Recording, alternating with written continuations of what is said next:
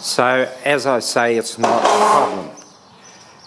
Another innovative thing that I like about the Rotary is that it has 2 spark plugs to each housing.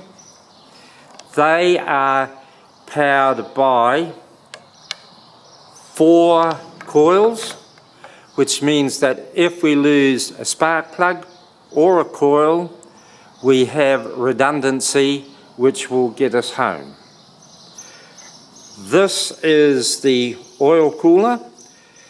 The oil cooler will stabilize the oil temperature to 90 degrees C. We had a battle to achieve that. We overcome it by a knacker duct in the cowling, this fella here, and that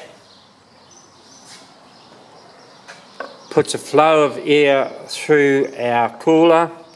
It exhausts out the other side and out to atmosphere through those ducts.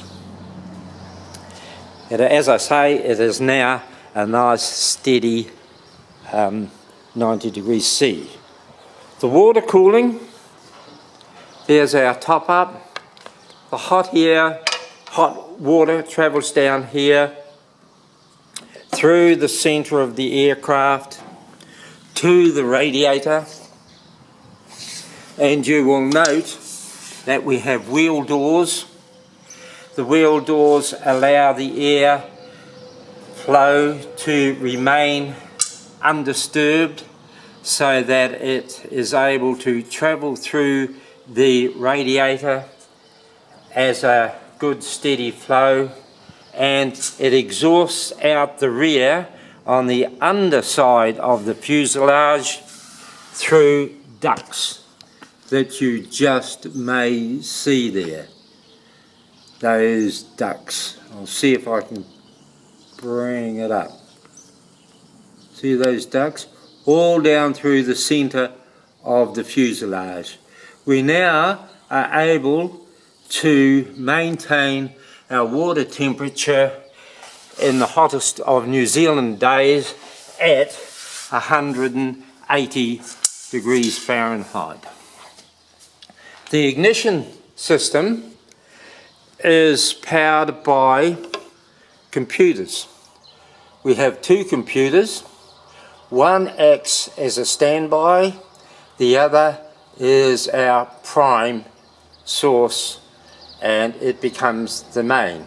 They are totally independent of one another, totally separately activated, and should one fail, I've got the other as redundancy.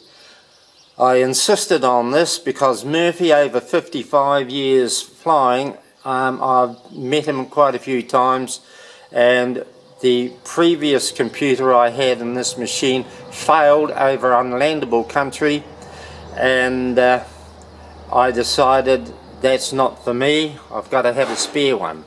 As I have redundancy through the whole aircraft, here is the air box. The air comes in from the other side into that box, stabilizes itself, becomes even pressure. The sensors are able to compute their bits and pieces from that, and it then moves into the engine through the Mazda induction manifold to the engine, where fuel is injected into each port with the appropriate injectors. The pumps for the fuel are 2 pumps. One is a standby and the other is a master.